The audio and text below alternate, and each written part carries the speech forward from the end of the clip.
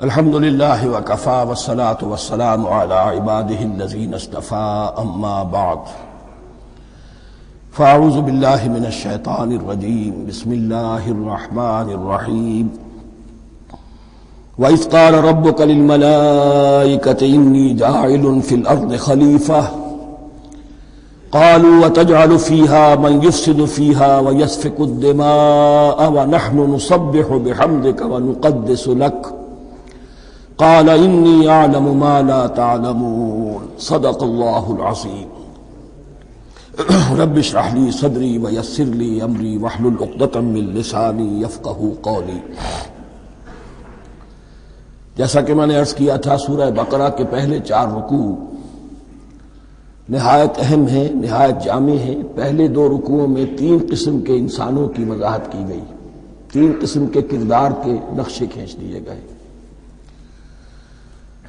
تیسرے رکوع میں قرآن مجید کی دعوت کا خلاصہ آ گیا، توحید فی العقیدہ، توحید فی العمل، یعنی عبادت اللہ کی، ایمان بالرسالت، قرآن مجید کو منزل من اللہ کلام ماننا۔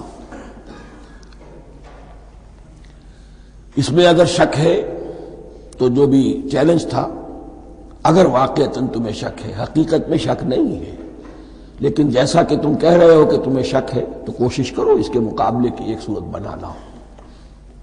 پھر آخرت، جنت اور دوزخ، ان دونوں کا تذکرہ ہو گیا۔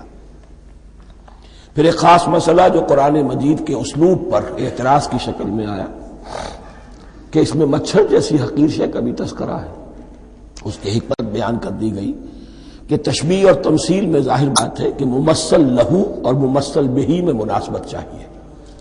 جس چیز کے لیے تمثیل بیان کی جا رہی ہے، جس شے سے تمثیل بیان کی جا رہی ہے، ان میں مناسبت ہونی چاہیے، اس میں عظیم یا حقیر کا کوئی سوال نہیں۔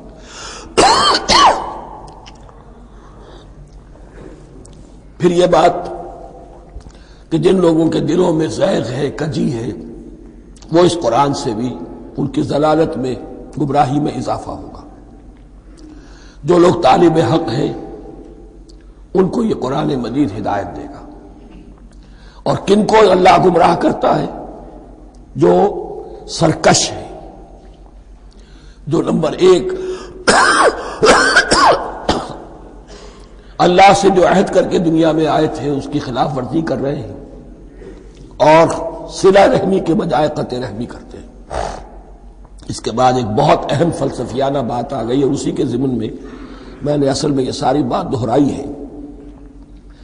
میں نے کہا تھا کہ یہ بات واضح ہوگی آگے جا کر سورہ غافر میں۔ پھر ذہن میں لائیے کہ جب یہ سورت نازل ہوئی ہے، سورہ غافر نازل ہو چکی تھی، لہذا یہاں اجمالی تذکرہ ہے، وہاں تفصیلی تذکرہ ہے۔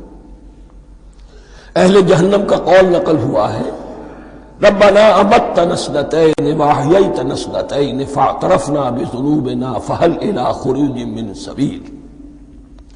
اے اللہ، تو نے 2 مرتبہ ہم پر موت وارد کی، 2 مرتبہ ہمیں زندہ کیا، اب ہم نے اپنے قصور تسلیم کر لیے، تو اب یہاں سے بھی کوئی اور مرحلہ ہے یا نہیں؟ یہاں سے نکلنے کا بھی کوئی راستہ ہے یا نہیں؟ اس سے حقیقت یہ واضح ہوئی، انسان کی تخلیق اول ہوئی عالم ارواح میں، صرف ارواح کی حیثیت سے، اور حدیث میں آتا ہے الارواح جنود مجندہ، لشکروں کی شکل، تمام انسان۔ ان سے عہد لیا گیا الست بربکم قالوا بلی، پھر سلا دیا گیا ارواح کو۔ یہ گویا کہ پہلی موت تھی جو ہم گزار آئے۔ پھر عالم خلق کا مرحلہ آیا۔ عالم خلق میں یہ تناسل کے ذریعے سے رحم مادر میں جب ایک جنین تیار ہوتا ہے تو ایک حدیث ہے حضرت عبداللہ ابن مسعود سے، 4 مہینے کا جب جنین ہو جاتا ہے تو اس کے بعد وہ روح لا کر اس میں پھونک دی جاتی ہے۔ یہ گویا کہ احیاء اولا ہو گیا، پہلی مرتبہ کا زندہ کیا جانا، پہلی موت کی نیند سے جگا دیا گیا۔ اے تازہ واردان بساط ہوائے دل، اب ہم اس دنیا میں اس جسد کے ساتھ زندہ ہوئے، اب پھر موت آئے گی، جسد یہی چلا جائے گا جہاں سے آیا تھا، روح جہاں سے آئی تھی وہاں واپس جائے گی. ثم یمیتکم ثم یحییکم ثم الیہ ترجعون، پھر تمہیں اللہ کی طرف لوٹا دیا جائے گا. یہ ہے بہت گہرا نقطہ فلسفہ دین کا. اس کے بعد مضمون شروع ہو رہا ہے خلافت کا، جس کا اجمالی جو ہے تذکرہ تیسرے رکوع کی آخری آیت میں آ گیا. هو الذی خلق لکم ما فی الارض جمیعا، زمین میں جو کچھ ہے اے انسانوں تمہارے لیے پیدا کیا گیا. اسی کے ساتھ جڑتا ہوا مضمون اب خلافت کا آ رہا ہے. وَإِذْ قَالَ رَبُّكَ لِلْمَلَائِكَةِ إِنِّي جَاعِلٌ فِي الْأَرْضِ خَلِيفَةً، اور یاد کرو جب کہ کہا تھا تمہارے رب نے فرشتوں سے میں بنانے والا ہوں زمین میں ایک خلیفہ. اب خلیفہ کی حقیقت کو سمجھیے. خلیفہ کسے کہتے ہیں؟ نائب. عام طور پر لوگوں کو مغالطہ ہوتا ہے کہ خلیفہ جانشین جو ہے وہ تو کسی کے موت کے بعد ہوتا ہے، زندگی میں تو نہیں ہوتا. لیکن یہاں اصل میں ہمارے لیے بہت آسان ہے. انسان کی جو اصل حقیقت ہے اس دنیا میں اس کو سمجھنے کے لیے یوں سمجھیے کہ ہم آج سے 50 سال پہلے انگریز کے غلام تھے. ہمارا بادشاہ یا ملکہ انگلستان میں تھا یا تھی. دہلی میں وائس رائے ہوتا تھا. وائس رائے کا کام کیا ہے؟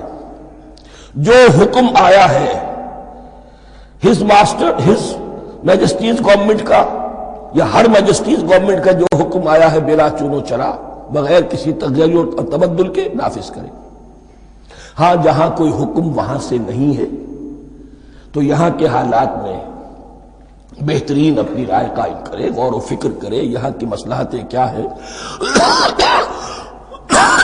جو چیز بھی امپائر کی مصلحت میں ہو اس کے مطابق فیصلہ کر سکتا ہے. بین ہی یہی رشتہ ہے. اللہ ہے لیکن اللہ نے اپنے آپ کو غیب کے پردے میں چھپا لیا ہے. زمین پر انسان ہے. اب انسان کا کام یہ ہے جو ہدایت آ رہی ہے اللہ کی طرف سے اس پر تو بے چون و چرا عمل کرے. جہاں کوئی ایکسپریس ہدایت نہیں ہے، کوئی واضح ہدایت نہیں ہے، وہاں اپنے بس ججمنٹ کو ایکسرسائز کرے. اسی کا نام اجتہاد ہے. غور و فکر کرے، سوچے، اور جو بات روح دین کے زیادہ سے زیادہ مطابقت رکھنے والی ہو اس کو اختیار کر لے. بین ہی یہی رشتہ ہے در حقیقت رشتہ خلافت کہ جو اللہ اور انسان کے مابین ہے. اب یہ جو دی گئی ہے یہ حیثیت تمام انسانوں کو دی گئی ہے. پوٹینشلی ہر انسان اللہ کا خلیفہ ہے. لیکن جو اللہ کا باغی ہو جائے، جو خود حاکمیت کا مدعی ہو گیا، گویا کہ وہ باغی ہے. اب اگر شاہ جہان بادشاہ تھا، اس کا کوئی ولی عہد تھا، اور ولی عہد جو ہے صبر نہیں کر سکتا، اپنے باپ کی زندگی ہی میں بغاوت کر دیتا ہے، حکومت حاصل کرنا چاہتا ہے، تو اب وہ کیا ہے؟ واجب القتل ہے. جو لوگ بھی حاکمیت کے مدعی ہو گئے ویسے تو حقیقت واجب القتل ہے، لیکن دنیا میں مہلت دی ہے اللہ نے. یہ دار الامتحان ہے. فوراً قتل نہیں کرتا، فوراً ختم نہیں کرتا. وَلَوْلَا كَلِمَةٌ سَبَقَتْ مِن رَبِّكَ إِلَىٰ أَجَلٍ مُّسَمًّى لَقُضِيَ بَيْنَهُمْ، اگر یہ پہلے بات طے نہ ہو چکی ہوتی، ایک وقت معین تک کے لیے انہیں مہلت اللہ نے نہ دی ہوتی تو اللہ فیصلہ چکا دیتا. لیکن مہلت دی ہے. لیکن کم سے کم اتنی سزا ملتی ہے کہ اب وہ خلافت کے حق سے محروم کر دیے گئے. گویا کہ اب خلافت دنیا میں ہوگی خلافت المسلمین. صرف وہی شخص کہ جو اللہ کو مانے اپنا حاکم مطلق وہ خلافت کا اہل ہے. تو یہ چند باتیں خلافت کی اصل حقیقت کے ضمن میں یہیں پر سمجھ لیجیے. وَإِذْ قَالَ رَبُّكَ لِلْمَلَائِكَةِ إِنِّي جَاعِلٌ فِي الْأَرْضِ خَلِيفَةً قَالُوا وَتَجْعَلُ فِيهَا مَن يُفْسِدُ فِيهَا وَيَسْفِكُ الدِّمَاءَ وَنَحْنُ نُسَبِّحُ بِحَمْدِكَ وَنُقَدِّسُ لَكَ. اور یاد کرو جب کہ تمہارے رب نے کہا تھا فرشتوں سے کہ میں زمین میں خلیفہ بنانے والا ہوں، تو انہوں نے کہا کہ کیا تو بنائے گا اس میں جو فساد مچائے گا اس میں اور خوریزی کرے گا. وَنَحْنُ نُسَبِّحُ بِحَمْدِكَ وَنُقَدِّسُ لَكَ، ہم آپ کی تسبیح اور تحمید اور آپ کی تقدیس میں لگے ہوئے ہیں. قَالَ إِنِّي أَعْلَمُ مَا لَا تَعْلَمُونَ، فرمایا میں جانتا ہوں جو تم نہیں جانتے. اب یہاں سوال پیدا ہوتا ہے کہ فرشتوں کو یہ گمان کیسے ہوا، یہ خیال کیسے ہوا؟ دو رائے ہیں اس میں۔ ایک تو یہ کہ انسان کی تخلیق سے پہلے اس دنیا میں جنات تھے، اور انہیں بھی کچھ اللہ نے تھوڑا سا اختیار دیا تھا، اور انہوں نے یہاں فساد مچایا۔ انہی پر قیاس کرتے ہوئے فرشتوں نے سمجھا کہ انسان بھی پھر زمین میں فساد مچائے گا، خوریزی کرے گا۔ ایک دوسری اصولی بات یہ کہی گئی ہے کہ خلافت کا لفظ جب استعمال ہوا تو اس کے معنی ہے کہ کوئی نہ کوئی اختیار بھی ملے گا۔ جنات کے بارے میں خلافت کا لفظ کہیں نہیں آیا، انسان کے بارے میں آ رہا ہے۔ خلیفہ بالکل بے اختیار نہیں ہوتا، جیسا کہ میں نے عرض کیا، جہاں واضح حکم ہے تو اس کی تو تنفیذ، جہاں نہیں ہے وہاں اپنی رائے سے جتنا بھی بہتر سے بہتر سوچ سکتا ہو انسان رائے قائم کرے۔ یہ اختیار جو ہے، ظاہر بات ہے جہاں اختیار ہوگا صحیح استعمال ہونے کا بھی امکان ہے، غلط استعمال ہونے کا بھی امکان ہے۔ اختیار تو بلکہ یہ کہ آپ کا پولیٹیکل سائنس کا تو ایکسیم یہ ہے، authority turns to corrupt and absolute authority corrupts absolutely۔ تو ٹینڈنسی کرپشن کی ہوتی ہے اختیار کے اندر۔ اس بنا پر انہوں نے قیاس کیا کہ اس میں فساد ہوگا، خوریزی ہوگی۔ اللہ تعالیٰ نے فرمایا اپنی حکمتوں سے میں خود واقف ہوں، میں کیوں بنا رہا ہوں یہ میں جانتا ہوں، تم نہیں جانتے۔ وَعَلَّمَ آدَمَ الْأَسْمَاءَ كُلَّهَا، اور اللہ نے سکھا دیے آدم کو تمام کے تمام نام۔ اب اس میں بھی ایک رائے تو یہ ہے، بلکہ اس میں تقریباً اجماع ہے مفسرین کا، کہ اس سے مراد ہے تمام اشیاء کے نام، اور تمام اشیاء کے نام سے مراد ہے ان کی حقیقت کا علم۔ ہیومن نالج جو ہے، اگر آپ اس کا تجزیہ کریں گے تو وہ یہی ہے کہ انسان ایک چیز کو پہچانتا ہے، پھر اس کے لیے ایک نام رکھتا ہے یا کوئی ٹرم اس کے لیے قائم کرتا ہے۔ اس نام یا ٹرم اور اس کے حوالے سے، اصطلاح کے حوالے سے بہت سے حقائق کو اپنے ذہن کے اندر محفوظ کرتا ہے۔ تو گویا کہ ان علمہ آدم الاسماء کلہا، تمام نام سکھا دیے کل مادی کائنات کے اندر جو کچھ وجود میں آنے والا تھا، ان سب کی حقیقت سے پوٹینشلی حضرت آدم کو آگاہ کر دیا۔ یہ پوٹینشل علم ہے، ہیومن نالج، جو ایکوائرڈ نالج ہے، جو انسان کو سم اور بصر اور اپنے اس دماغ کے کمپیوٹر کے ذریعے سے حاصل ہوتا ہے۔ ایک ہے ریویلڈ نالج جو اللہ وحی کے ذریعے سے بھیجتا ہے، ایک ہے ایکوائرڈ نالج، انسان خود علم حاصل کرتا ہے۔ اس نے آنکھوں سے دیکھا، کان سے سنا، نتیجہ نکالا، اور اس کمپیوٹر نے اس کو پروسیس کیا، اس نتیجے کو کہیں میموری کے اندر سٹور کر لیا۔ یہ کمپیوٹر ہے بہت بڑا۔ پھر کچھ اور دیکھا، کچھ اور سنا، کچھ چھو کر معلوم ہوا، کچھ چکھ کر معلوم ہوا، کچھ سونگھ کر معلوم ہوا، کوئی اور نتیجہ نکلا، اسے وہ پاس میموری کے ساتھ اس کو ٹیلی کیا اور نتیجہ نکالا۔ اس طرح رفتہ رفتہ ان السمع والبصر والفؤاد کل اولئک کان عنہ مسئولا، یہ ایکوائرڈ نالج تین چیزوں سے انسان کو حاصل ہو رہا ہے، سماعت، بصارت اور یہ عقل، جو فائدہ اخذ کرتی ہے، جو اس کو پروسیس کرتی ہے، اس تمام جو سینس ڈیٹا اس کو مہیا ہوتا ہے سینس آرگنز کے ذریعے سے۔ یہ علم ہے جو پوٹینشلی حضرت آدم کو دے دیا گیا۔ اس کی ایکسفولیشن ہو رہی ہے، اب درجہ بدرجہ وہ علم پھیل رہا ہے، بڑھ رہا ہے، اور بڑھتے بڑھتے کہاں تک پہنچے گا ہم کچھ نہیں کہہ سکتے۔ کہاں سے کہاں پہنچ گیا انسان۔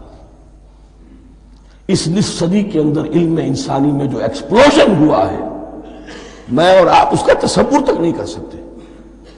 اکثر بڑے بڑے جو سائنسدان ہیں انہیں تصور نہیں ہے، اس لیے کہ ایک شخص اپنی لائن فزکس کے بارے میں جانتا ہے کیا کچھ ہو گیا، یا فزکس کی بھی کسی شاخ کے بارے میں جانتا ہے، باقی دوسری جو لائن ہے اسے کچھ پتہ نہیں۔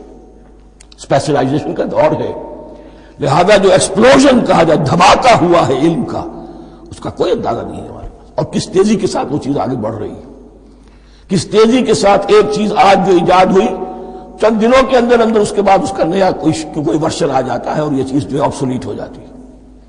کمیونیکیشن کے اندر جو انقلاب عظیم برپا ہوا ہے، تو آپ یہ سمجھیے کہ اقبال نے جو شعر کبھی کہا تھا کہ عروج آدم خاکی سے انجم سہمے جاتے ہیں کہ یہ ٹوٹا ہوا تارا مہ کامل نہ بن جائے، اور یہ مہ کامل بنے گا کب؟ جب دجال کی شکل اختیار کرے گا۔ دجال کون ہوگا؟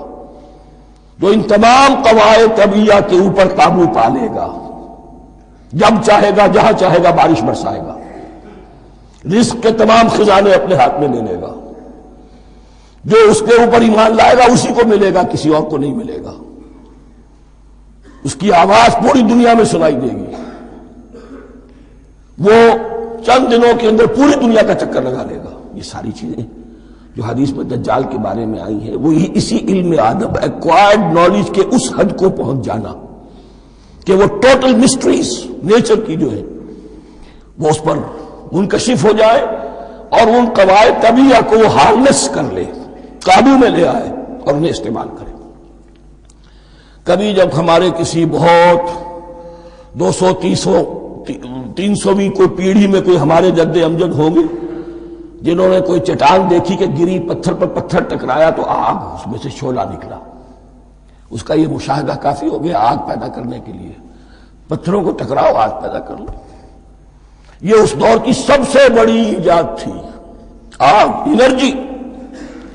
اب وہ انرجی کہاں سے کہاں پہنچی؟ وہ آگ نے بھاپ کی شکل اختیار کی، پھر ہم نے بجلی ایجاد کی، اور کب کیا ہے؟ ایٹمک انرجی ہے، اور نہ معلوم کیا کیا ہے، واللہ اعلم۔ ان تمام چیزوں کا تعلق ہے خلافت ارضی کے ساتھ، لہذا فرشتوں کو جو بتایا گیا وہ یہ ہے کہ آدم کو علم بھی دیا جا رہا ہے، صرف اختیار ہی نہیں دیا جا رہا، علم دیا جا رہا ہے۔ وَعَلَّمَ آدَمَ الْأَسْمَاءَ كُلَّهَا ثُمَّ عَرَضَهُمْ عَلَى الْمَلَائِكَةِ، پھر ان تمام اشیاء کو پیش کیا فرشتوں کے سامنے۔ فَقَالَ أَنبِئُونِي بِأَسْمَاءِ هَؤُلَاءِ، اور فرمایا کہ مجھے بتاؤ ان چیزوں کے نام، ان کنتم صادقین، اگر تم سچے ہو۔ قالوا سبحانک لا علم لنا الا ما علمتنا، انہوں نے کہا پروردگار تو پاک ہے ہر نقص سے، ہر عیب سے، ہر ضعف سے، ہر احتیاج سے، مبرہ ہے، منزہ ہے، اعلیٰ ہے، عرفہ ہے۔ لا علم لنا الا ما علمتنا، ہمیں کوئی علم حاصل نہیں سوائے اس کو جو تو نے ہمیں سکھا دیا ہے۔ اس کی تعبیر یہی بہتر معلوم ہوتی ہے کہ ملائکہ کی حیثیت در حقیقت اس کائناتی جو حکومت ہے اللہ کی، آفاقی حکومت، اس کے کارندوں کی ہے، یہ اس کے سول سرونٹس ہیں، تو ہر ایک کو صرف اس کے شعبے کے متعلق علم دیا گیا ہے، علم جامع نہیں ہے، تمام چیزوں کا علم یہ معلوم کرنے کی استعداد ان کے پاس نہیں ہے۔ کوئی فرشتہ فرض کیجئے بارش کے اوپر مامور ہے، کوئی پہاڑوں پر مامور ہے، جس کا ذکر سیرت میں آتا ہے کہ جب طائف میں حضور پر پتھراؤ ہوا ہے تو اس کے بعد ایک فرشتہ حاضر ہوا ہے کہ میں ملک الجبال ہوں، اللہ نے مجھے پہاڑوں پر مامور کیا ہوا ہے، آپ اگر فرمائیں تو جن لوگوں نے آپ کو ستایا ہے، یہ جو طائف جن دو پہاڑوں کے درمیان یہ وادی ہے، ان کو آپس میں ٹکرا دو کہ یہ پس کر اور سرما بن جائے۔ آپ نے فرمایا نہیں، کیا عجب، اللہ تعالیٰ ان کی اگلی نسلوں کو ہدایت دے دے۔ تو فرشتے ہیں، کوئی پہاڑوں پر مامور ہے، کوئی کسی خدمت پر مامور ہے، ان کو علم دیا گیا ہے صرف انہی کی اپنی جو بھی فرائض منصبی ہیں ان کے شعبے سے متعلق، کل نہیں۔ جامعیت جو ہے علم کی وہ ہے کہ جو حضرت آدم علیہ السلام کو پوٹینشلی دے دی گئی اور جو اب بڑھتے بڑھتے ایک بہت جلاور درخت بن چکا ہے۔ سبحانک لا علم لنا الا ما علمتنا انک انت العلیم الحکیم، یقیناً آپ ہی کی ذات ہے جو کل کے کل علم کی حامل ہے اور جس کے اوپر حکمت بھی، جس کی حکمت بھی کامل ہے، باقی تو ہر مخلوق میں سے ہر ایک کا علم ناقص رہے گا۔ العلیم، کل علم کا جاننے والا تو ہی ہے، الحکیم، کل حکمت وہ تو تیرے ہی پاس ہے۔ قال یا آدم انبئہم باسمائہم، اللہ نے فرمایا کہ آدم ان کو بتاؤ ان کے نام۔ فلما انباہم باسمائہم، تو جب انہوں نے بتا دیے ان کو، فرشتوں کو، ان کے نام، قال الم اقل لکم انی اعلم غیب السماوات والارض، تو اللہ نے فرمایا کہ میں نے کہا نہیں تھا کہ میں جانتا ہوں آسمانوں اور زمین کی تمام غائب چیزوں کو جو تمہاری نگاہوں سے بھی اوجھل ہے، غیب، میں ہر شے کا جاننے والا ہوں۔ وَأَعْلَمُ مَا تُبْدُونَ وَمَا كُنْتُمْ تَكْتُمُونَ، اور میں جانتا ہوں جو کوئی تم ظاہر کر رہے تھے، جو کوئی تم چھپا رہے تھے، چھپانے میں محسوس ہوتا ہے کہ ان کی خواہش یہ تھی کہ خلافت ہمیں ملے. ہم خدام ادب ہیں، ہر وقت تسبیح و تحمید اور تقدیس میں مصروف ہیں، جو حکم ملتا ہے بجا لاتے ہیں، تو یہ خلافت کسی اور مخلوق کو کیوں ملے؟ یہاں صرف یہ اور بتا دوں کہ یہ چونکہ اب ایک تیسری مخلوق کا ذکر بھی بعد میں آئے گا، 3 صاحب تشخص مخلوقات ہیں اللہ کی، صاحب تشخص، صاحب شعور، جن میں میں کا شعور ہے، انا، میں. ایک ملائکہ ہے، ان کی تخلیق نور سے ہوئی ہے. ایک انسان ہے جن کی تخلیق گارے سے ہوئی ہے. ایک جنات ہیں جن کی تخلیق آگ سے ہوئی ہے. باقی حیوانات ہیں، ان میں شعور تو ہے، خود شعور ہی نہیں ہے. Self consciousness, there is a world of difference between consciousness and self consciousness. انسان جب دیکھتا ہے تو اس کو یہ بھی معلوم ہے میں دیکھ رہا ہوں. کتا بلہ دیکھتا ہے، اسے یہ اندازہ نہیں ہوتا کہ میں دیکھ رہا ہوں. دیکھنے کا ایک نتیجہ ہے جو نکل آتا ہے، لیکن میں کا وجود نہیں ہے. یہ انا، سیلف، ایگو، یہ انسان میں ہے، جنات میں ہے، شعور میں، اور فرشتوں میں ہے. ایک نوری مخلوق، ایک ناری مخلوق، ایک زمین کے اس کرسٹ میں، یہ جو مٹی اور گارے، مٹی اور پانی کا جو ملغوبہ ہے گارے کی شکل میں، اس سے بنا ہے. قال يا آدم انبئهم بأسمائهم فلما انبأهم بأسمائهم قال ألم أقل لكم إني أعلم غيب السماوات والأرض وأعلم ما تبدون وما كنتم تكتمون وإذ قلنا للملائكة اسجدوا لآدم فسجدوا إلا إبليس. اور یاد کرو جب کہ ہم نے کہا فرشتوں سے سجدہ کرو سب کے سب آدم کو، جھک جاؤ آدم کے سامنے. فسجدوا، ان سب نے سجدہ کیا، الا ابلیس، سوائے ابلیس کے. پہلی بات تو یہ سمجھیے کہ تمام ملائکہ کے سجدے کی ضرورت کیا تھی؟ کیا یہ صرف تعظیماً تھا؟ اور تعظیماً اگر تھا تو کیا آدم خاکی کی تعظیم تھی یا کسی اور شے کی تعظیم تھی؟ مکی صورتوں میں یہ بات 2 جگہ واضح کی گئی ہے. فَإِذَا سَوَّيْتُهُ وَنَفَخْتُ فِيهِ مِن رُوحِي فَقَعُوا لَهُ سَاجِدِينَ.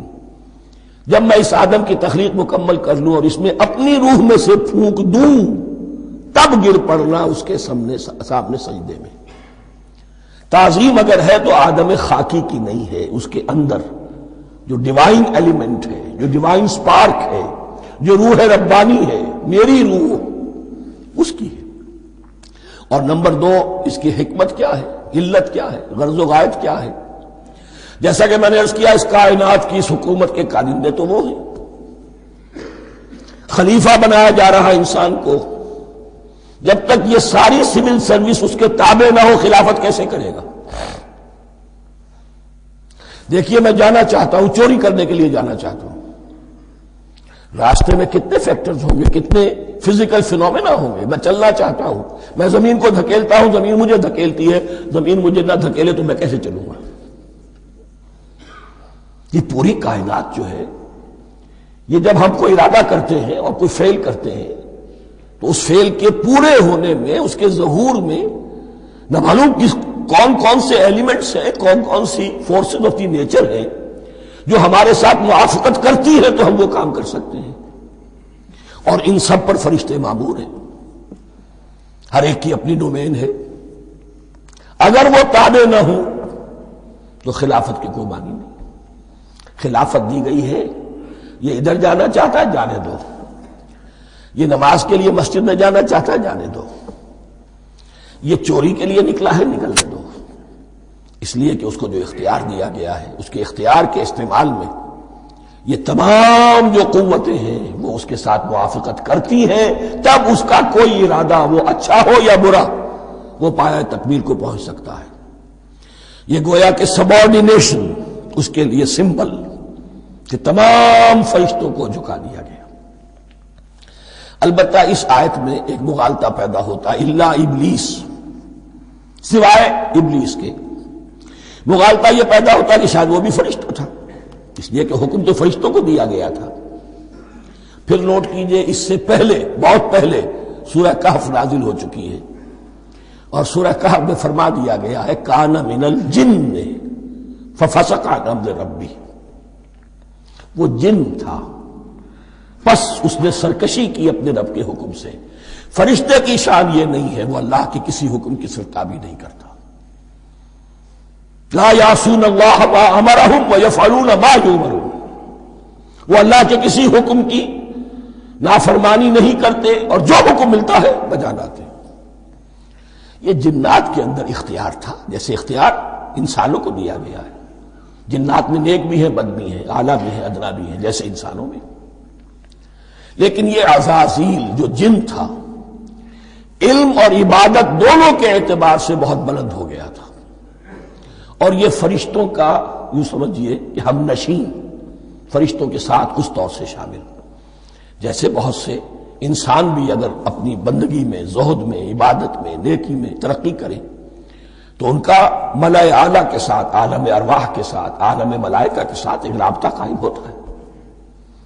اسی طریقے سے وہ جو عزازیل تھا، جن ہونے کے باوجود اپنی نیکی، عبادت، پارسائی اور اپنے علم میں فرشتوں سے بہت آگے تھا، اس لیے معلم الملکوت کی شکل اختیار کر چکا تھا۔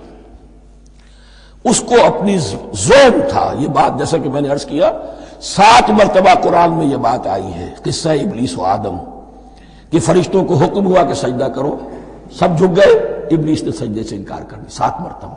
یہ 7ویں مرتبہ ہے جو ہم پڑھ رہے ہیں، مصحف میں پہلی مرتبہ آ رہا ہے، ترتیب نزول میں 7ویں مرتبہ آ رہا ہے۔ یہ آدم و ابلیس کا قصہ اس سے آگے سورہ اعراف میں آئے گا، پھر سورہ ہجر میں آئے گا، سورہ بنی اسرائیل میں آئے گا، سورہ کہف میں آئے گا، سورہ طٰہٰ میں آئے گا، سورہ صاد میں آئے گا، 6 مرتبہ مکی قرآن میں، 1 مرتبہ یہاں۔ تو یہاں اشارہ نہیں کیا، اس لیے مغالطہ ہو سکتا ہے، لیکن یہ کہ سورہ کہف میں آپ کو بتا چکا ہوں کان من الجن ففسق عن امر ربی، اس نے اپنے رب کے حکم سے سرتابی کی۔ نام اس کا عزازیل تھا، ابلیس اس کا صفاتی نام ہے اب، اس لیے کہ اب لسیبلسو کے معنی ہوتے ہیں مایوس ہو جانا۔ یہ اللہ کی رحمت سے بالکل مایوس ہے، اور مایوس جو ہو جائے وہ شیطان ہو جاتا ہے۔ اب میرا تو چھٹکارا نہیں ہے، جتنوں کو برباد کر سکوں کروں، میری تو عاقبت خراب ہو چکی ہے، جتنوں کو اپنے ساتھ، ہم تو ڈوبے ہیں سنم، تم کو بھی لے ڈوبیں گے۔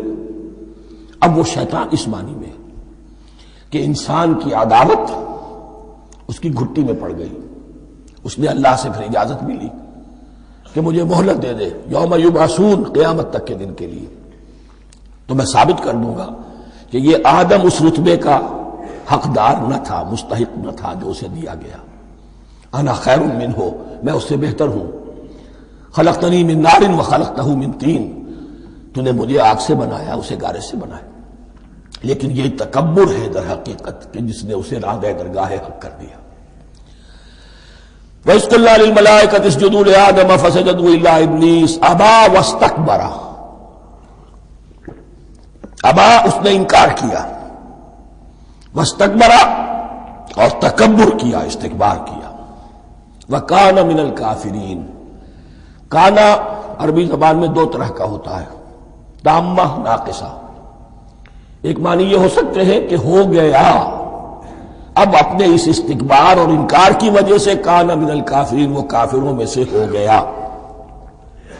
ایک کانا تامہ ہوتا تھا ہی کافروں میں سے، یعنی اس کے اندر سرکشی چھپی ہوئی تھی، اب ظاہر ہو گئی۔ یہ معاملہ ہوتا ہے، کسی شخص کی بدنیتی اس کے اوپر پردے پڑے رہتے ہیں نیکی کے، زہد کے، کسی خاص وقت میں آ کر وہ ننگا ہو جاتا ہے، اور جو اس کے اندر تھا اصل اس کی حقیقت وہ سامنے آ جاتی ہے۔ اس کا امکان ہے، تو دونوں معنی اس کے ہو سکتے ہیں۔ وَقُلْنَا يَا آدَمُ اسْكُنْ أَنْتَ وَزَوْجُكَ الْجَنَّةَ، اور ہم نے کہا کہ اے آدم رہو تم اور تمہاری بیوی جنت میں۔ اب یہ جنت کون سی ہے؟ اکثر حضرات کے نام کر کے نزدیک یہ جنت کہیں آسمان ہی میں تھی، آسمان ہی میں حضرت آدم کی تخلیق ہوئی۔ البتہ یہ سب مانتے ہیں کہ ایک وہ جنت الفردوس جو ہے جس میں جانے کے بعد پھر واپس نکلنے کا کوئی امکان نہیں، یہ وہ جنت نہیں ہے جس میں کہ آخرت میں لوگوں کو جا کر داخل ہونا ہے، اس میں داخل ہونے والے کے نکلنے کا کوئی امکان نہیں۔ ایک رائے یہ بھی ہے، میرا رجحان اس رائے کی طرف ہے، تخلیق آدم اسی زمین پر ہوئی ہے، وہ جن مراحل سے گزری ہے تخلیق وہ ایک علیحدہ مسئلہ ہے۔ بایولوجی اور وحی دونوں اس پر متفق ہیں کہ مٹی سے، کرسٹ آف دی ارتھ سے انسان بنا ہے، اس پر اتفاق ہے، قرآن کا بھی اور بایولوجی کا بھی، جدید علم الحیوانات کا بھی، علم الحیات کا۔ سٹیجز کیا ہیں اس میں اختلاف ہو سکتا ہے، اس کو چھوڑ دیجئے، وہ اس وقت کا بحث نہیں۔ یہی کسی اونچے مقام پر کوئی سرسبز و شاداب علاقہ تھا جہاں حضرت آدم کو رکھا گیا، کہ جہاں ہر طرح کے میوے تھے، ہر شے، لا تظمأ فیہا ولا تضحیٰ، نہ اس میں بھوک لگے گی، نہ دھوپ تمہیں ستائے گی، ہر طرح کی چیز تمہیں فراہم ہے۔ وہاں رکھے گئے ہیں صرف ایک ڈیمانسٹریشن کے لیے کہ انہیں نظر آ جائے کہ شیطان میرا دشمن ہے، وہ مجھے ورغلائے گا، طرح طرح سے میرے اندر وسوسہ اندازی کرے گا، میرے اور میری اولاد کے، صرف ایک ڈیمانسٹریشن۔ اس کی مثال یوں سمجھیے کہ سلیکشن تو ہو گیا، سی ایس پی گریڈ میں کوئی شخص آ گیا ہے، لیکن اب وہ سول سروس اکیڈمی میں رکھا جا رہا ہے۔ تو یہ کوئی اکیڈمی ہو سکتا ہے اسی زمین پر ہو، صرف بتانا یہ تھا کہ تمہیں معلوم ہو جائے کہ یہ شیطان تمہارا دشمن ہے۔ اس لیے کہ اس میں جو ایک لفظ حبوط کا آ رہا ہے، وہ حبوط صرف ایک ہی معنی میں نہیں ہوتا، دوسری معنی میں بھی ہے۔ واللہ عالم، یہ چیزیں پھر متشابہات میں رہیں گی، اس لیے ان کے بارے میں کوئی ایک رائے دوسری رائے، اس کے لیے ذہن سے، عقل سے بات کر کے ایک یا دوسری رائے اختیار کر سکتے ہیں۔ وَقُلْنَا يَا آدَمُ اسْكُنْ أَنْتَ وَزَوْجُكَ الْجَنَّةَ، اور ہم نے کہا کہ رہو اے آدم، تم بھی اور تمہاری بیوی بھی باغ میں، اس باغ میں، الجنہ، اس باغ میں، گویا کہ اشارہ کیا جا رہا ہے۔ وَكُلَا مِنْهَا رَغَدًا حَيْثُ شِئْتُمْ، اور کھاؤ اس میں سے با فراغت جہاں سے چاہو، ہر طرح کا پھل ہے کھاؤ۔ وَلَا تَقْرَبَا هَٰذِهِ الشَّجَرَةَ، یہاں پہ اس درخت کا نام نہیں دیا گیا، اشارہ، اس درخت کے قریب مت جانا۔ فَتَكُونَا مِنَ الظَّالِمِينَ، تو تم ظالموں میں سے ہو جاؤ گے،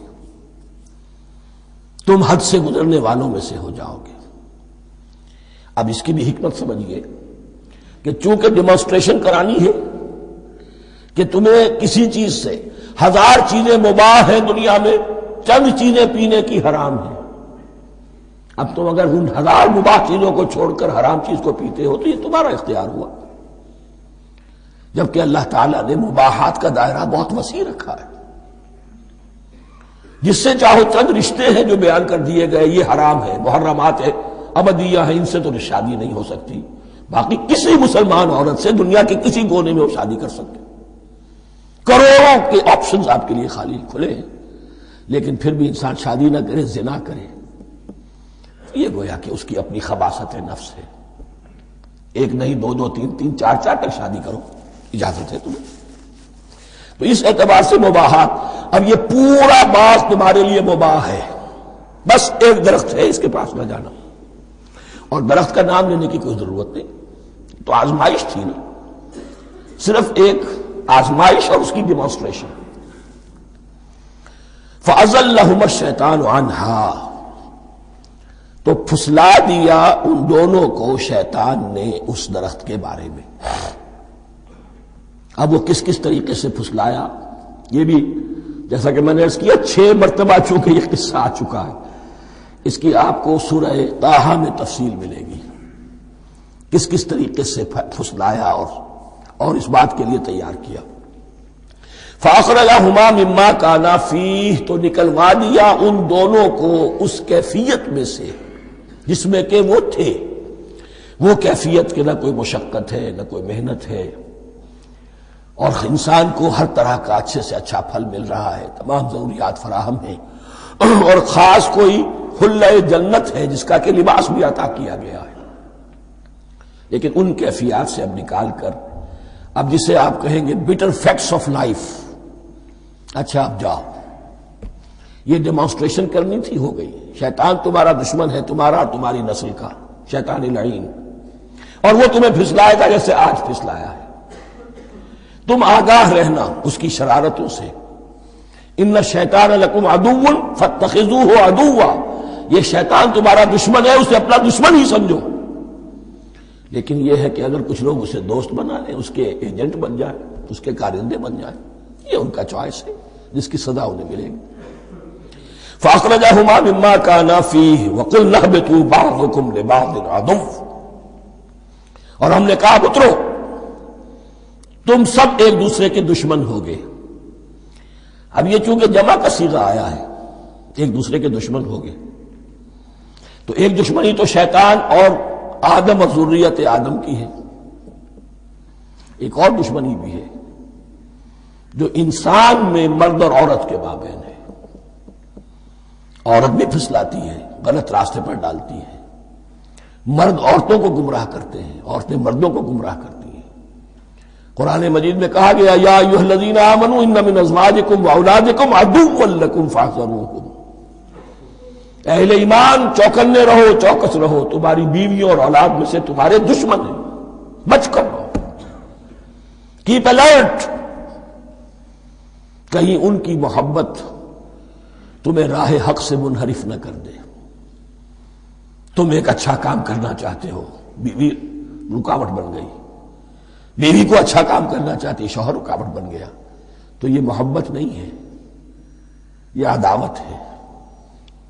اس حوالے سے بعضکم لبعض عدو وَلَكُمْ فِي الْأَرْضِ مُسْتَقَرٌّ وَمَتَاعٌ إِلَىٰ حِينٍ، اور تمہارے لیے اب زمین میں مستقر ہے، جائے قیام ہے اور متاع ہے، ضرورت کی چیزیں ہیں ہم نے فراہم کر دی ہیں، إِلَىٰ حِينٍ، لیکن ایک وقت معین تک کے لیے، یہ ابدی نہیں ہے، ایک وقت آئے گا یہ بساط ہم لپیٹ دیں گے۔ یوم نطوی السماء کطی السجل للکتب، جس دن کہ ہم تمام فضاؤں کو اور تمام خلاؤں کو، تمام آسمانوں کو اس طرح لپیٹ لیں گے جیسے کتابوں کا طوبار لپیٹ لیا جاتا ہے۔ ایک وقت آئے گا، یہ تخلیق الی اجل مسمى ہے، الی حین ہے۔ فتلقى آدم من ربہ کلمات فتاب علیہ، تو سیکھ لیے، حاصل کر لیے آدم نے اپنے رب سے کچھ کلمات، تو اللہ نے ان کی توبہ قبول کر لی۔ اب اس کی وضاحت سورہ اعراف میں ہے، یہ تو چونکہ پس منظر میں وہ 2/3 قرآن موجود ہے، اس کی وضاحت کیا ہے کہ حضرت آدم میں سخت پشیمانی پیدا ہوئی ہے، میں نے کیا کیا، مجھ سے خطا سرزد ہو گئی، اللہ کے حکم کی میں نے خلاف ورزی کی، لیکن ان کے پاس الفاظ نہیں تھے کن الفاظ میں اللہ سے استغفار کریں، کن الفاظ میں اللہ سے معافی چاہے۔ اللہ کی رحمت یہ ہوئی کہ اللہ نے الفاظ انہیں خود تلقین فرما دی، یہ اللہ کی شان رحیمی ہے۔ اصل شے جو ہے وہ انسان کے اندر گناہ پر ندامت کا پیدا ہو جانا ہے، یہ اصل توبہ ہے۔ علامہ اقبال نے جو بڑی اپنی آغاز عنفوان شباب میں جو اشعار کہے تھے، ان میں سے ایک شعر کو سن کر پھڑک اٹھے تھے اس وقت کے اساتذہ بھی، موتی سمجھ کے شان کریمی نے چن لیے قطرے جو تھے میرے عرق انفعال کے، انفعال کہتے ہیں شرمندگی کو، شرمندگی سے میری پیشانی پر جو پسینے کے قطرے نمودار ہو گئے، میرے پروردگار کو وہ اتنے عزیز ہوئے، اس نے انہیں موتی کی طرح چن لیا۔ موتی سمجھ کے شان کریمی نے چن لیے قطرے جو تھے میرے عرق انفعال کے، تو فتلقى آدم من ربہ کلمات، ان پر پچھتاوا ہوا، ندامت ہوئی، اللہ نے انہیں الفاظ، وہ الفاظ کیا تھے وہ سورہ اعراف میں ہیں، ربنا ظلمنا انفسنا وان لم تغفر لنا وترحمنا لنکونن من الخاسرین، اے اللہ ہم نے اپنی جانوں پر ظلم کیا ہے، اور اگر تو نے ہمیں بخش نہ دیا اور رحم نہ فرمایا تو ہم تو خسارہ والوں میں ہو جائیں گے، تباہ ہو جائیں گے، برباد ہو جائیں گے۔ یہی پر فوری تقابل موجود ہے۔ غلطی ابلیس سے بھی ہوئی، حکم سے سرتابی ہوئی، لیکن اس پر ندامت نہیں ہوئی، تکبر کی بنا پر اور اکڑ گیا، انا خیر منہ۔ غلطی آدم سے بھی ہوئی، نافرمانی ہوئی، لیکن اس پر پشیمان ہوئے اور توبہ کی۔ وہ شیطنت ہے یہ آدمیت ہے، ورنہ کوئی انسان گناہ سے اور معصیت سے مبرہ نہیں ہے۔ حضور کی ایک حدیث ہے، کل بنی آدم کلکم خطاؤون، کل بنی آدم خطاؤون وخیر الخطائین التوابون۔ آدم کے تمام اولاد، تمام انسان خطا کار ہیں، ان خطا کاروں میں بہتر وہ ہیں، اچھے وہ ہیں جو توبہ کرتے ہیں۔ تو یہاں حضرت آدم سے غلطی ہوئی، انہوں نے توبہ کی، پشیمانی ہوئی، ندامت ہوئی، اس نے کی اور اس پر جم گیا، اصرار کیا۔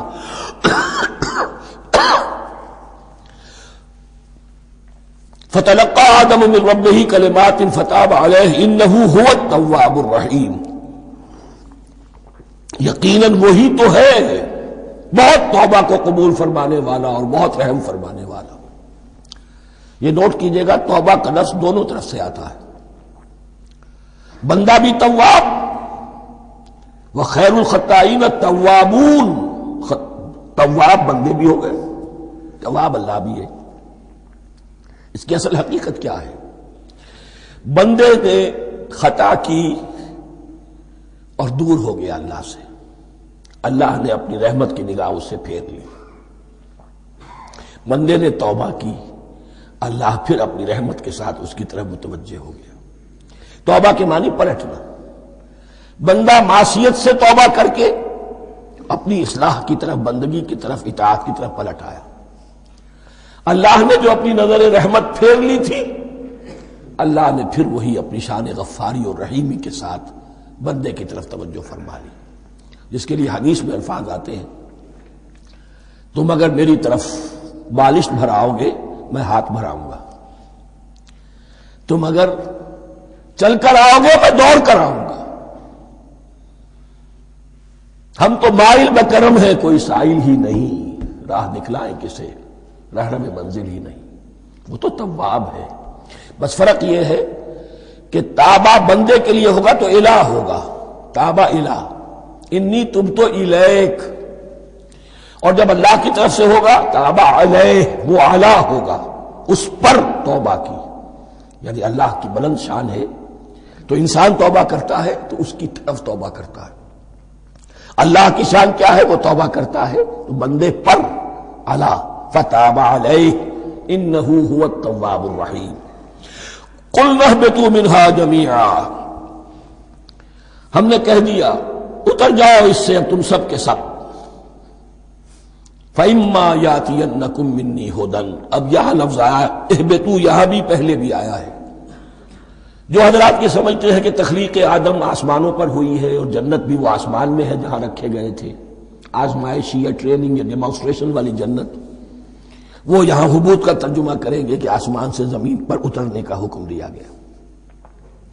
جو لوگ سمجھتے ہیں یہی کسی بلند مقام پر تھے، وہ کہتے ہیں کہ نیچے اترو، کسی بڑی اونچی سطح مرتفع پر اگر کوئی جگہ تھی تو اب نیچے اترو اور جاؤ، اب تمہیں زمین میں ہل چلانا پڑے گا، اب روٹی حاصل کرنے کے لیے یہ جو نعمتوں کے دسترخوان یہاں بچھے ہوئے تھے یہ اب تمہارے لیے نہیں ہے۔ اس کے لیے اس معنی میں اس لفظ کا استعمال جو ہے وہ آ جائے گا آگے چل کر اسی سورہ بقرہ کے اندر، کہ اس معنی میں بھی سورہ بقرہ کے 7ویں رکوع میں یہ لفظ استعمال ہوا ہے، تو امکان اس کا بھی ہے۔ بس اس سے آگے ادھر یا ادھر کی زیادہ بحث کرنے کا یہ موقع دورہ ترجمہ قرآن میں نہیں ہے۔ قُلْ اهْبِطُوا مِنْهَا جَمِيعًا فَإِمَّا يَأْتِيَنَّكُم مِّنِّي هُدًى فَمَن تَبِعَ هُدَايَ فَلَا خَوْفٌ عَلَيْهِمْ وَلَا هُمْ يَحْزَنُونَ، تو جب بھی آئے گی تمہارے پاس میری جانب سے کوئی ہدایت، تو جو کوئی میری ہدایت کی پیروی کرے گا اس کے لیے نہ خوف ہوگا اور نہ وہ حزن سے دوچار ہوگے۔ یہ ہے علم انسانی کا دوسرا گوشہ، ریویلڈ نالج۔ اس چوتھے رکوع کی جو حسن ہے اسے دیکھیے، شروع میں ایکوائرڈ نالج کا ذکر ہے جو پوٹینشلی حضرت آدم کی ذات میں رکھ دیا گیا، اور جو انسان نے پھر اپنی محنت سے ان السمع والبصر والفؤاد اس کے ذریعے سے آگے بڑھایا۔ یہ علم ہے چل رہا ہے، آج مغربی اقوام ہم سے بہت آگے ہیں، کبھی ایک زمانے میں مسلمان آگے نکل گئے تھے، لیکن ظاہر بات ہے کہ اس دنیا میں عروج تو انہی کو ہوگا جو ان چیزوں میں سب سے زیادہ جس کی آگہی حاصل ہوگی۔ البتہ ایک علم وہ ہے جو آسمان سے نازل ہوتا ہے، یہ گیون ہے، ریویلڈ نالج ہے، یہ وحی ہے۔ فَإِمَّا يَأْتِيَنَّكُم مِّنِّي هُدًى، تمہارے مقام خلافت کا تقاضا یہ ہے جو احکام ہمارے آئے، جو ہدایات ہم بھیجیں، ان کو تو پوری طریقے سے اس کی پیروی کرو۔ فمن تبع ہدایہ، تو جو کوئی بھی میری ہدایت کی پیروی کرے گا، فلا خوف علیہم ولا هم يحزنون، والذین کفروا، اور جو ناشکری کریں گے، کفر کریں گے، انکار کریں گے، وکذبوا بآیاتنا، اور ہماری آیات کو جھٹلائیں گے، فاولئک اصحاب النار هم فیہا خالدون، تو وہ جہنمی ہوں گے، آگ والے ہوں گے، اس میں ہمیشہ ہمیشہ رہیں گے۔ یہ ہے گویا کہ چارٹر،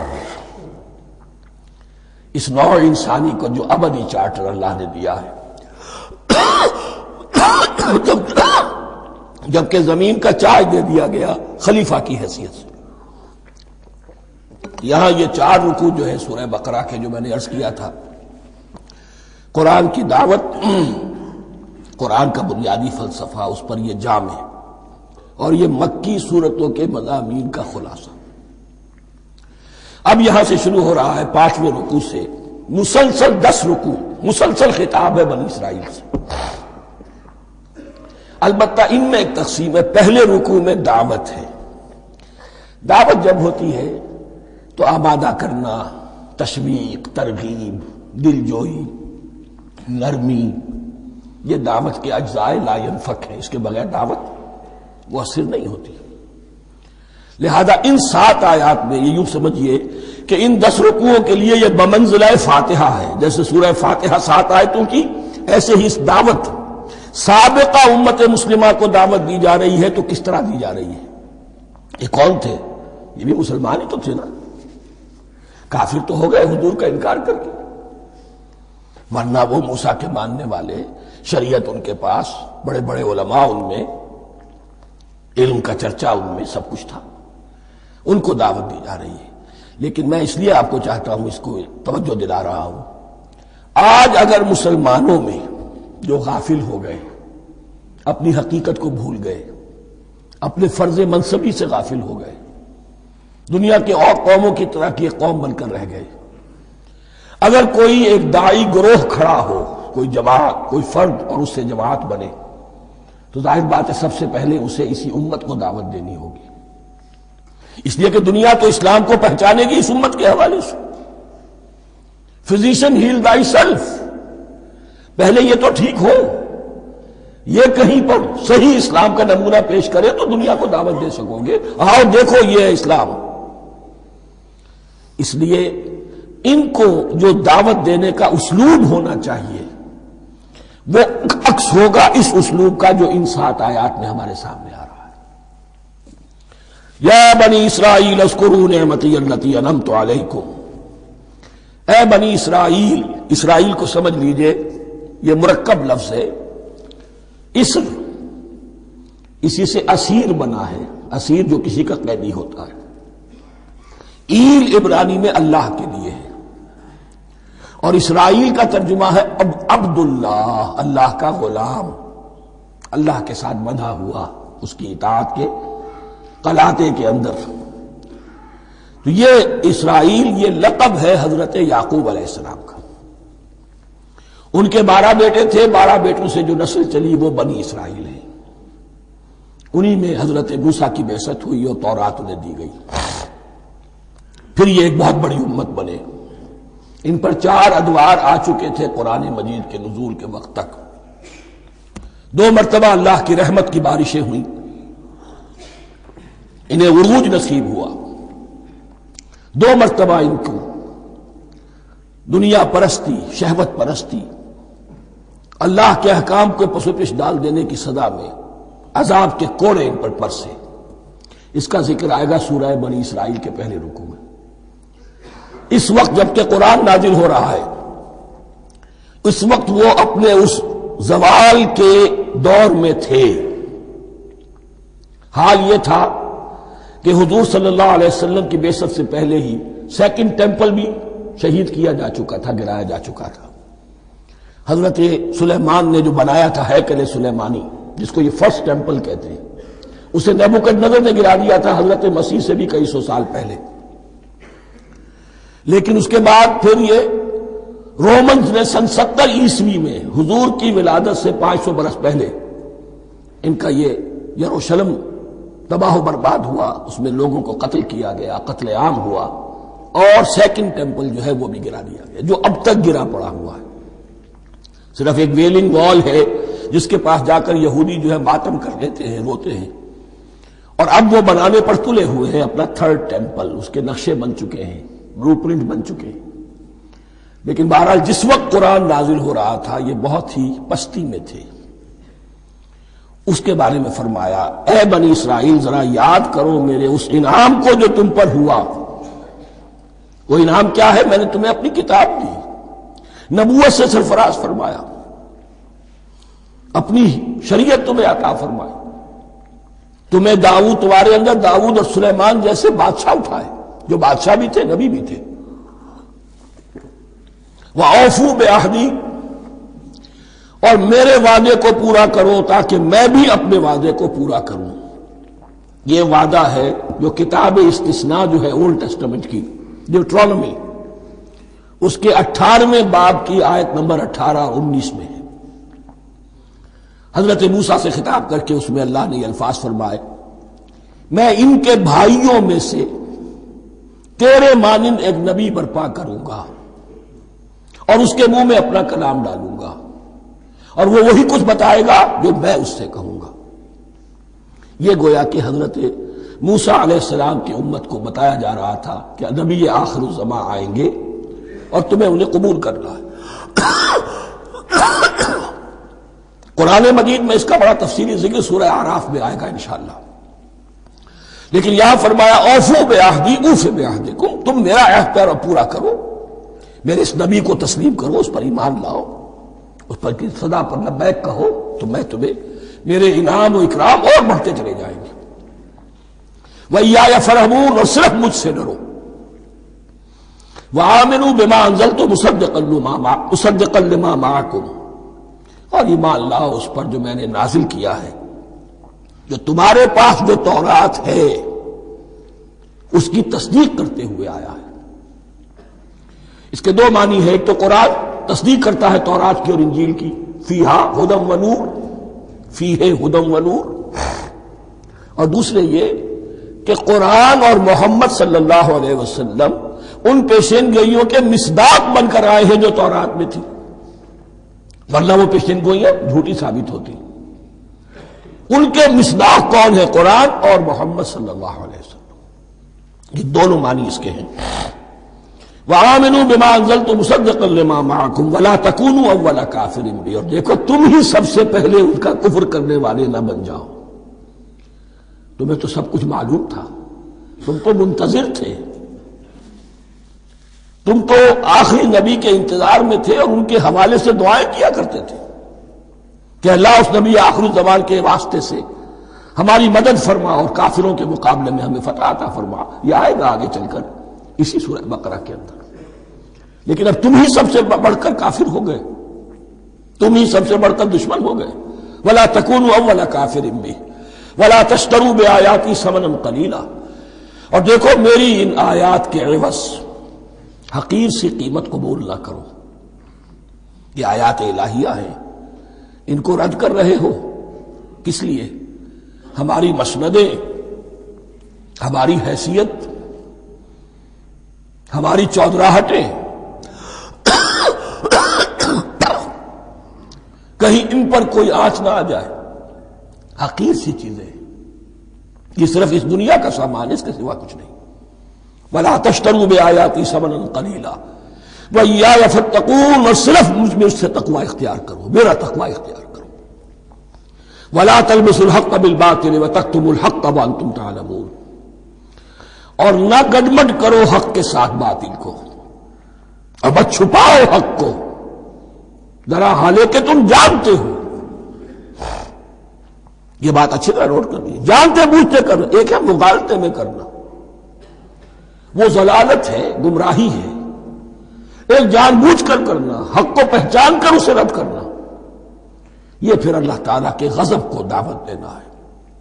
ریت آف اللہ، اس کی غضب کو دعوت دینا ہے کہ حق کو پہچان کر اس کی نفی کی جائے۔ وانتم تعلمون، علماء یہود قرآن مجید میں آگے چل کر آئے گا ایسے پہچانتے تھے محمد کو اور قرآن کو جیسے اپنے بیٹوں کو، یعرفونہ کما یعرفون ابناہم، ایسے پہچانتے جیسے اپنے بیٹوں کو۔ واقیموا الصلاۃ وآتوا الزکاۃ، دیکھو نماز قائم کرو، زکوٰۃ ادا کرو، وارکعوا مع الراکعین، اور جھکنے والوں کے ساتھ جھکو۔ یہ اول تو رکوع کو انہوں نے اپنے ہاں سے خارج کر دیا تھا، ثانیاً باجماعت نماز ان کے ہاں ختم ہو گئی تھی۔ وارکعوا مع الراکعین، جماعت باجماعت نماز کی طرف اشارہ ہے۔ اتامرون الناس بالبر وتنسون انفسکم، کیا تم لوگوں کو نیکی کا حکم دیتے ہو، تقویٰ کی، پارسائی کی تعلیم دیتے ہو؟ میں کہہ رہا ہوں نا کہ اصل میں مخاطب کون ہے؟ علماء یہود۔ اس آیت سے ثابت ہو گیا عالم ہمارا بھی جب بھی کھڑا ہوگا اونچے سے اونچا آواز کہے گا، اعلیٰ سے اعلیٰ بات کہے گا۔ اکثر و بیشتر کا حال یہ ہے کہ ان کا اپنا کردار دیکھیے تو کوئی مناسبت ہی نہیں اس سے کہ جو وہ کہہ رہا، جو لوگوں کو دعوت دے رہا ہے اس پر خود عمل نہیں۔ تو یہی در حقیقت علماء یہود کا کردار بن چکا تھا۔ اتامرون الناس بالبر وتنسون انفسکم، کیا تم لوگوں کو نیکی کا حکم دیتے ہو اور خود اپنے آپ کو بھول جاتے ہو؟ وانتم تتلون الکتاب، اور یہ سب کچھ تم کر رہے ہو اس حال میں کہ کتاب پڑھتے بھی ہو، تورات پڑھتے ہو، صاحب تورات ہو۔ ہمارے بھی بہت سے علماء کا، علماء سو جنہیں ہم کہتے ہیں، حال یہ ہو چکا ہے، خود بدلتے نہیں قرآن کو بدل دیتے ہیں، ہوئے کس درجہ فقیہان حکم بے توفیق۔ جو صورتحال ہے صرف قرآن کا متن بچا ہوا ہے، اس کے مفہوم میں، اس کی تفسیر میں، اس کے ترجمے میں تو تحریفیں موجود ہیں، بڑی بڑی تحریفیں موجود ہیں، متن بچا ہوا ہے، وہ اس لیے کہ اللہ تعالیٰ نے اس کی حفاظت کا ذمہ لیا ہے۔ وَاسْتَعِینُوا بِالصَّبْرِ وَالصَّلَاةِ، اور مدد حاصل کرو دو چیزوں سے، صبر اور نماز۔ یہ صبر کا لفظ یہاں پر بہت قیمتی ہے، بہت بامانی ہے۔ علماء سو کیوں وجود میں آتے ہیں؟ جب وہ دنیا کے کتے بن جائیں گے تو دین کو بدنام کرنے والے ہوں گے۔ بظاہر دینی مناسب ہیں لیکن اصل میں ان کے پردے میں دنیا داری کی جا رہی ہے، صبر نہیں۔ بس صبر کے ساتھ اور نماز کے ساتھ، اس لیے کہ آپ صحیح راستے پر آئیں گے۔ اگر کوئی عالم دین لوگوں پر تنقید کرے گا، لولا ینہاہم الربانیون والاحبار، کیوں نہیں روکتے ان کے علماء اور ان کے اولیاء اور صوفیاء ان کو حرام کھانے سے اور جھوٹ بولنے سے؟ اگر کوئی شخص روکے گا اس کو پھر نذرانے تو نہیں ملیں گے، اس کی خدمتیں تو نہیں ہوگی۔ اگر تو دنیا میں صبر اختیار کرنا ہے تب تو آپ حق بات کہہ سکتے ہیں، اور اگر دنیاوی ایمبیشنز ہیں تو پھر آپ کو کہیں نہ کہیں کمپرومائز کرنا پڑے گا۔ وَاسْتَعِینُوا بِالصَّبْرِ وَالصَّلَاةِ، صبر اور نماز۔ وَإِنَّهَا لَكَبِیرَةٌ، اور یقیناً یہ بہت بھاری شے ہے، بہت بھاری شے ہے۔ عام طور پر خیال یہ ہے کہ انہا کی ضمیر صرف صلاۃ کی طرف جاتی ہے، نماز بہت بھاری ہے۔ ایک رائے یہ ہے کہ نہیں، یہ پورے طرز عمل کی طرف جا رہی ہے۔ یہ طرز عمل کہ خود صبر کرو، اس دنیا میں صبر کرو، دنیا اور دنیا کے متعلقات میں کم سے کم پر قانع ہو جاؤ، اور حق کا بول بالا کرنے کے لیے میدان میں آ جاؤ، یہ طرز عمل۔ اور اس میں پھر نماز، الصلاۃ عماد الدین۔ وَإِنَّهَا لَكَبِیرَةٌ إِلَّا عَلَى الْخَاشِعِینَ، یہ یقیناً بہت بھاری چیز ہے، یہ روش، یہ رویہ بھی بہت بھاری اور نماز بھی بہت بھاری ہے، سوائے ان خشوع رکھنے والوں کے، ڈرنے والوں کے، جن کے دل جھک گئے ہیں اللہ کے سامنے۔ الذین یظنون انہم ملاقو ربہم، جنہیں یہ یقین ہے کہ انہیں اپنے رب سے ملاقات کرنی ہے، جیسا کہ میں نے شروع میں توجہ دلائی تھی، وبالآخرۃ ہم یوقنون، یہ ایمان بالآخرت ہے جو انسان کو سیدھا رکھتا ہے عمل کے میدان میں۔ الذین یظنون انہم ملاقو ربہم وانہم الیہ راجعون، اور جنہیں یہ یقین ہے کہ بالآخر اسی کی طرف ہمیں لوٹنا ہے۔ بارک اللہ لی ولکم فی القرآن العظیم ونفعنی وإیاکم بالآیات والذکر۔